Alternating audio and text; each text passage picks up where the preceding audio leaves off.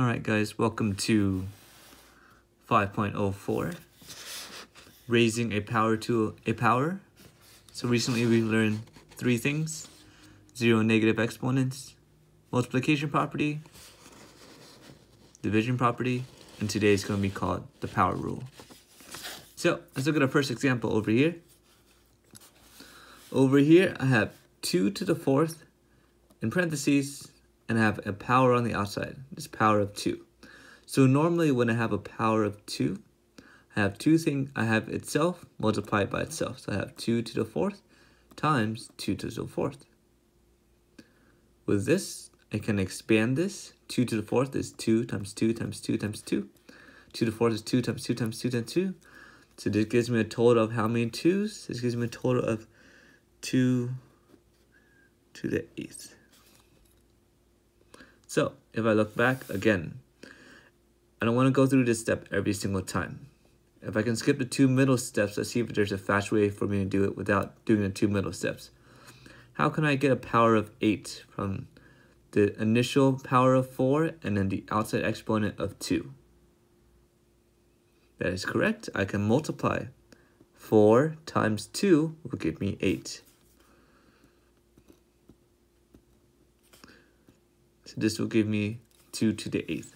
So 2 to the power of 4 in parentheses to the power of 2 is equal to 2 to the power of 4 times 2. 4 times 2 is going to be 2 to the 8th. Be careful because this is different from this.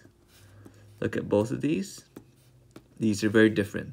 This is going to be using the multiplication property because there's a multiplication sign. This is going to be using the power rule because there's an exponent on the outside. This one's going to be same basis. I'm going to keep it as 2 and add the exponents. 4 plus 2 is 6. So 2 different answers, right? Because they're 2 separate situations. Over here, I have x to the third in parentheses, and on the outside I have 3 to the power of the third. So when I have a power of a third, that means I have x to the third times x to the third times x to the third. So x to the third 3 times. And as you see before, we expand it and we get all these x's. That means all these x's, if we count them up, 1, 2, 3, 4, 5, count them up, this is a total of x to the 1, 2, 3, 4, 5, 6, 7, 8, 9, x to the 9th. So if we follow the same trend that we did over here, x to the third to the power of 3 is going to be x to the 3 times 3. 3 times 3 is going to give me x to the 9th, and that's what I got over here. And again, be careful because this is different from this. Notice how this does not have a second base. It just has a parentheses and an exponent on the outside. This one has similar bases, and there's a multiplication sign. So this one will be using the multiplication rule. This will give me x to the 6. So moving on to our power rule. Over here, I have a to the m in parentheses to the power of n. And as we saw earlier, this is going to be a to the, guess what I'm going to write down? M times n. So this is what the power rule states. If we have a base to an exponent to another exponent, we're going to multiply these two exponents. And so we'll have a to the power of m times n. Some fun facts.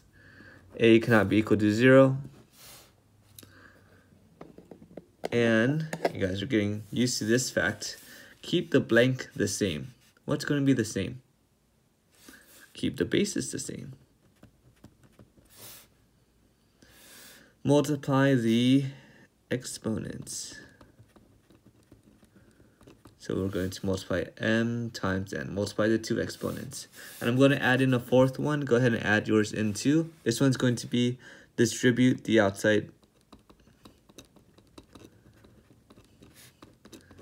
Distribute the outside exponents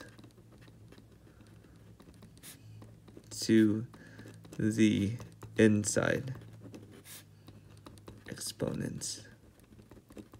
This is just a little hint for later.